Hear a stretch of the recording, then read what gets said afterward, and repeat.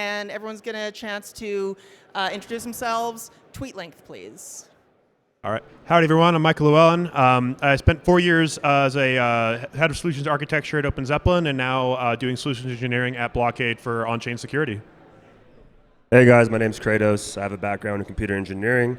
I'm also the co-founder and engineer at Drosera, which is a automated risk management protocol.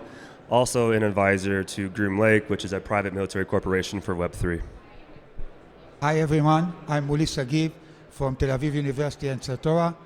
I also run DeFi Security Summit and excited to be in this panel.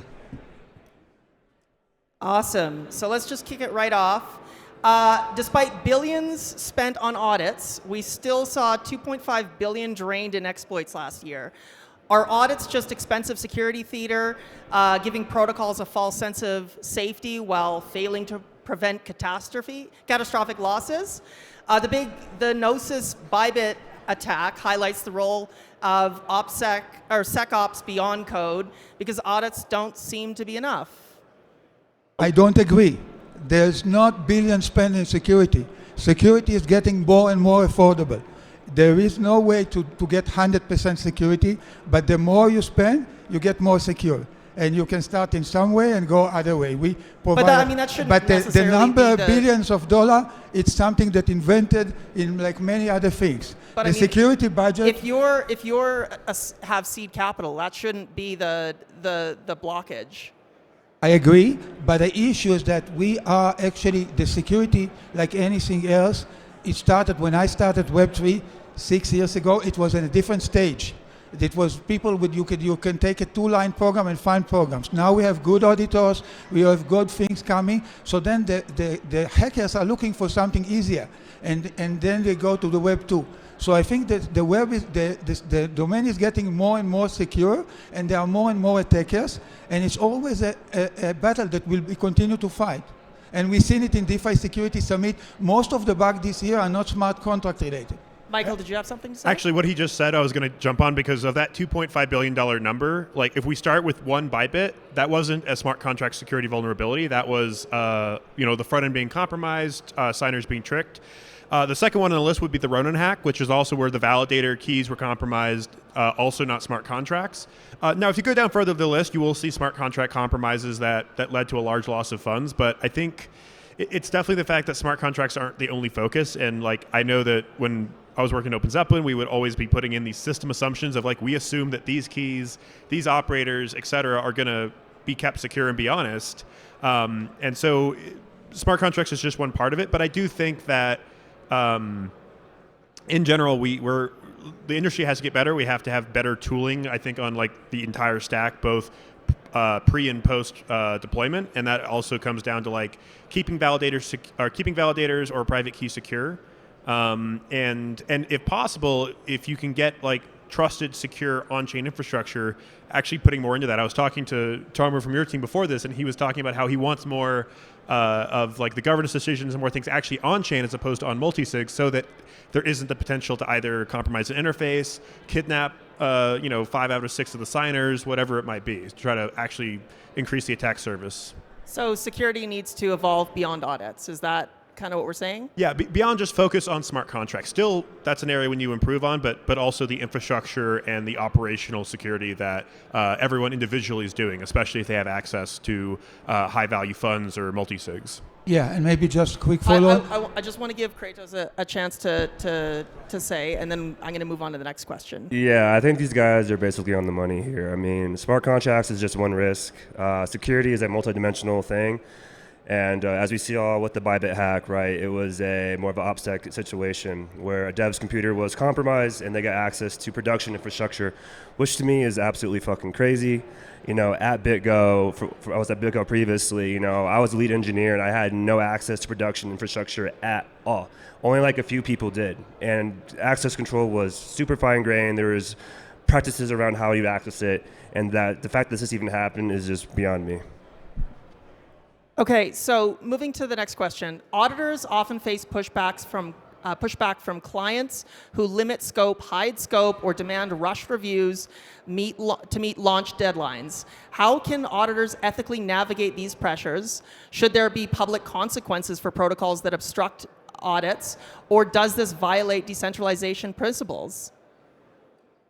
I think we should definitely do a little bit more naming and shaming on protocols that rush it out. And on auditors, I mean, I've left opens open so I can maybe speak a bit more freely. Like, we definitely would have customers that would come in, they would be rushed. They tell us that their timeline, like when they would get the code to us, would be met, and then things were delayed, but they don't want to delay the deployment, so something is going to get cut, and that's usually down to the audit. At the same time, it's like, 2 weeks versus 1.5 weeks versus like, or even 5 or 6 weeks. Usually the biggest problem we had wasn't necessarily the rush on like how much time we had to do the audit, but like how rushed the code itself was and how much poor quality there was because they didn't do testing. They didn't go through and create some fine-grained rules or understand the invariance in their own protocol. So we would have to do a lot of that work, or at least like go in assuming that things hadn't been properly tested. And so instead of looking for very obscure bugs, we're finding like very amateurish ones. And that causes like a massive increase in, the complexity of fixing it, of getting it done, and then all in the rush before deployment. So I think I think it should come down to like, not only are you rushing into an audit and not really taking the necessary steps, but are you like even doing the necessary things to build the code securely so that the audit is just double checking that you should be secure and hopefully you don't find anything, as opposed to just assuming they're going to secure your code. I think you should know. Or you go ahead. I was just say, yeah, like 100%, the point of an audit is to uncover all hidden vulnerabilities in the protocol, right? And it is a communal best effort to do so. So both parties must put their best foot forward to get this job accomplished, right? And so, if the auditors say it's going to take this long, they have to obviously source the appropriate skill set and talents, and like the time frame, right? And then it's also on the protocol to ensure that they can support, their, essentially their efforts, right? Do you have engineering bandwidth to support their questions, give them context, right? Follow up on findings, or are you just, basically putting on the back burner and saying like, yeah, like we'll get to it, At Drosera, we are actually going through an audit right now through Cantina, right? And it's been a great experience so far, Guys are super smart, and we basically have slowed our development to ensure that this is going to be the best possible outcome. That's the only thing that really fucking matters, is to make sure that things get caught. That's it. So in Satora, we are very strict, probably one of the most strict company in the case. We have our reputation at stake, and we actually are losing many clients when they don't agree with us. We feel this is our obligation. I work in this domain for a long time. I understand it's not the norm. I think it actually is the norm for people. I care about security. If clients come, we lose them. We tell them to come up front. We have the prover now, which is open source and free. They can start before the audit, and they can go for free with other tools like fuzzing and others. We measure the number of lines, and then we will see the complexity on based on it, the weeks, and this is not something we can negotiate. We can negotiate the price, but we cannot negotiate the size. And this is a decision that we decided in 2019, and we're not going to change them. And we're going to lose 80% of the market, it doesn't matter. This is our decision. It's panned out very well for us with protocol which have a lot of money. We are comparing ourselves to many people who started and have a better understanding before us. We are keep learning the domain. It's good for us. I think actually other companies, and I'm against shaming. Shaming is not a good thing. You should not shame anybody. There are people who spend a long time and do a bad job. We should not shame anybody, but people should understand what they are getting. And you should understand whether you are engaged with us. We have two types of agreement. We have auditing, that you basically do like best effort, but even there, and we do formal verification. When we do formal verification, it's a guarantee, and this take you more time.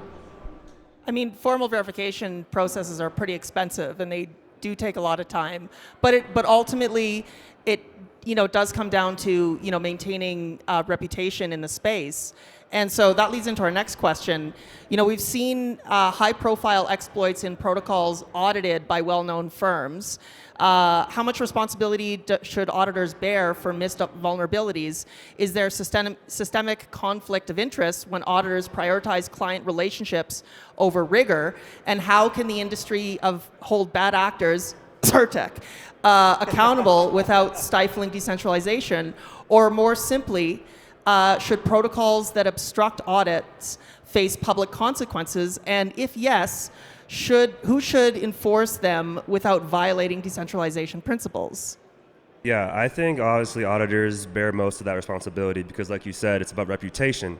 And if you care about your reputation, then you should guard that at all costs. So if you do a good job, then you have a good reputation, and then you'll get more clients. And so I think, if you have a bad reputation, then market forces will essentially banish you. Like, no one's going to work with you. And so, yeah, I think that rigor should be replaced over relationship at all costs. I mean, that's the whole point of it, right? I agree. For us, there's a separate thing. If we do formal verification, we'll give you your money back.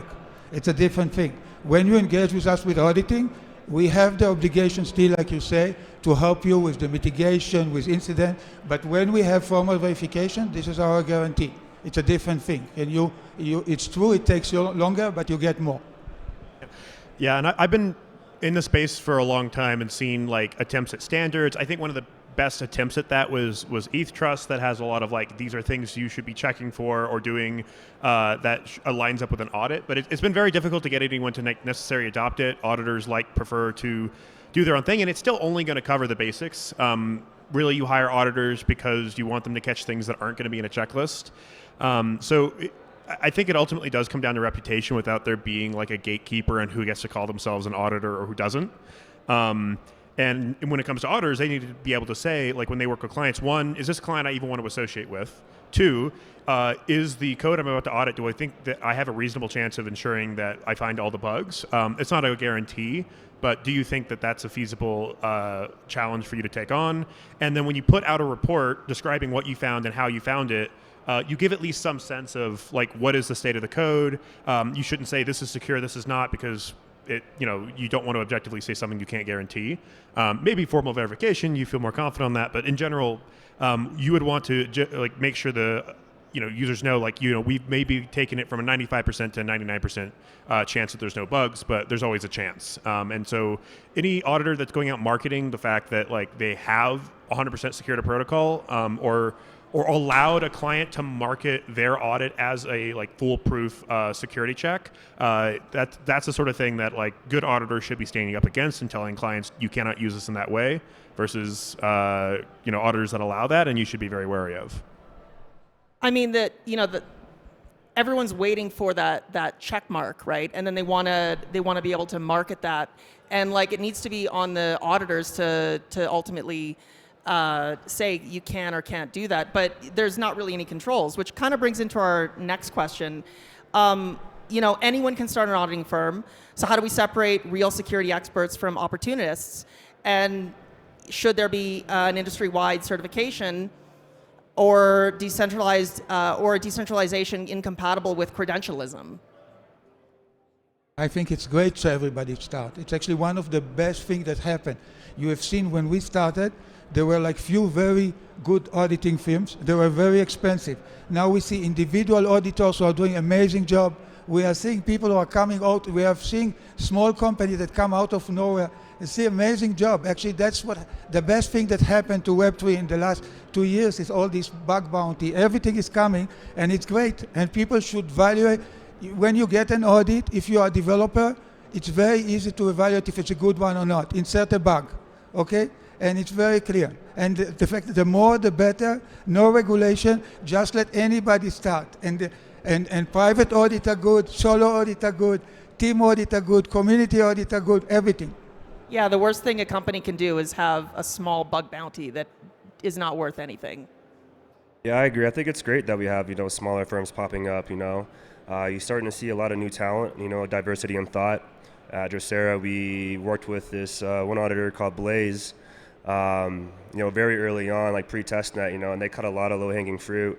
They were great to work with, and I think that if you sort of take a layered approach to your audits, maybe starting out with some more fresher talent that newer in the space, and then, as you get approached to mainnet, you work with the more reputable names, right, to kind of get that name, stamped on your protocol, But I do think that decentralization does not work with credentialism. I think that I think it's really about reputation, word of mouth. If you do a good job, then like that's going to spread. Like Blaze, we've talked about a lot to other different protocols, and I think they're going to work with them too. So I think I give them a chance, but also too try to work with like reputable names. Yeah, I mean, it's ultimately, I think credentialism comes up a lot, especially when you have like large actors, Certic, that have built up a large market share, but a lot of people like that are in the know question the quality of their work. It's like the problem is that if you create a credentialing org, but you actually don't want to, maybe it kind of depends on how it would go, but let's say like Certic just doesn't pass muster on that credential. Well, if one of the largest auditors in the space isn't credentialed, well, like the credibility of that credential is going to come into, I think it's going to be challenging. It's going to be challenging to get everyone under the same umbrella and agree to the same standards. I do think that there can definitely be like softer versions of that, like, reputable people in the space, potentially some VCs that care about the quality of their projects, or maybe leaders in the space that say, hey, these are audit firms that I know are reputable, that I know do good work. Hearing from people like you that say, hey, I know even solo auditors that do good work, you should use them. That it's kind of word of mouth, and maybe there's a better way to capture and track that, so that we have a better way for newcomers to understand who's reputable. Right now, we're just relying on Rec News. We're kind of working on an anti-credential system, and even then, it doesn't capture everything. And in some of the people, for example, Open Zeppelin's been in Rect, and in those cases, it was actually a case where the client had made modifications later on, or hadn't listened to the details of the report that we had given them. So, in some cases, the devil's in the details on like what happened, and was this a hack that falls more on the project or the auditors. But that's just all to say. It becomes complicated, and you have to like find people you trust to tell you, who's reputable and who's not. Jumping on what you said a little bit earlier, most hacks focus on code flaws, but what about threats like legal warfare, suing devs, MEV cartels, AI-driven social engineering, nation-state actors? How can protocols prepare for these unknown unknowns? And is the industry obsessed with industry's obsession with technical audits creating blind spots? And I'm going to give this one to Kratos. Tough question, of course. A lot going on and a lot to unpack. So with the legal warfare, right, I think that DAOs have done a good job to help diffuse like legal liability, but of course it's not bulletproof. We've seen developers get prosecuted in the U.S. So I think there's some room for improvement there. Mev cartel stuff, you could obviously use like encrypted mempools, or just work with blockchains that try not to do MEV, right? AI social engineering, that one's like crazy to me, because like social engineering was already a problem to begin with, and now you throw AI into the mix, and so it's like even crazier, right? Just this week, I work with Groom Lake. There was already an incident at this event, right? And so I think that people need to really arm themselves with education to really, guard themselves against like threats that could come across at like a venue, right? If you're a high net worth individual, you probably shouldn't leave your phone on a chair and like walk away from it, right? It's probably a bad idea. And so I think arming yourself with education, working with like teams like Groom Lake that do like red team training, right? They test your knowledge, they see if you can click on links, it is a way to arm yourself, because trust me, the threats are most certainly out there. I've actually seen some interesting examples of OPSEC where, like, I've seen some very good security researchers doing incredible work, but they're doing it in a public space, looking at clients and potentially finding vulnerabilities. So, like, maybe don't look for critical vulnerabilities in a billion-dollar protocol at a hackathon or on public Wi-Fi. So, like, they'd be great at securing a smart contract, but not necessarily, like, making sure that their own laptop or their own, like, personal devices are secure. I think there is an issue there which is tricky, and not a lot of people are speaking, is the conflict between decentralization and security. It's very, very tricky. I don't know if you've seen a TrustX talks that I've given, sort of explaining what we do with Aave about basically onion security. We need to have a team, and you need to understand all of these things come together. The audit, the incident response, we need to work with them and it's tricky with a decentralized organization. So we need, in the case of Aave, we work closely with BGD, which is external team, and I think we are doing a great job when sort of all of these things coming in a daily manner, but the fact that we understand the protocol and we have holistic solution, we are basically looking at all levels. And incident response, of course, it's very important for us, and we are there. And social engineering is a huge issue. All of it is issue. Cloud security, everything, front-end security, smart contract security, and it's all the case. Compiler security, you name it. Every day, I can show you the Telegram, every day we have a thing. And the problem is that people are not aware how complex it is. Usually, auditing is a one-time thing, or formal verification is complex, but it's still a one-time thing. But formal verification is impossible to prove the human. Okay, so I prove the correctness of your code, but I tell you, look, I cannot tell you how your employee will behave. That's not something, no matter how much time I have. So that's where we have to work. And in a decentralized organization, my view, which is maybe not popular, that you have to have an organization or a group or a set of people that you trust. And this set of people, maybe public, maybe not, they have to be involved. Maybe, and actually we are seeing some DAOs electing security councils like Arbitrum and others. So the idea is that you have, of course, companies like Docera is great, but it's people, and it's people that have the control. And it's also education, understanding. Many protocols which understand very complex stuff don't understand the simple stuff. And the hacker, we look to whatever the hacker can attack. Yeah, I do agree that security needs to be a more complete, look at it more completely. Whether that's a decentralized organization or a centralized organization, I don't really have the answer for that. I mean, we kind of have a little bit of a centralized group with SEAL Team 6, and they do a phenomenal job, but they're all very trusted people in the space. But I mean, that can't last forever, so I don't know what the answer is there. But we have 3 minutes, so this is our last question. Venture capital fuels the DeFi ecosystem, but are VCs unknowingly funding insecure projects? Do they genuinely care about security, or is their priority short-term profits over long-term protocol safety? I think it depends on the VC. We've worked with some VCs at OpenZeppelin where they would put us on retainer for a lot of major projects.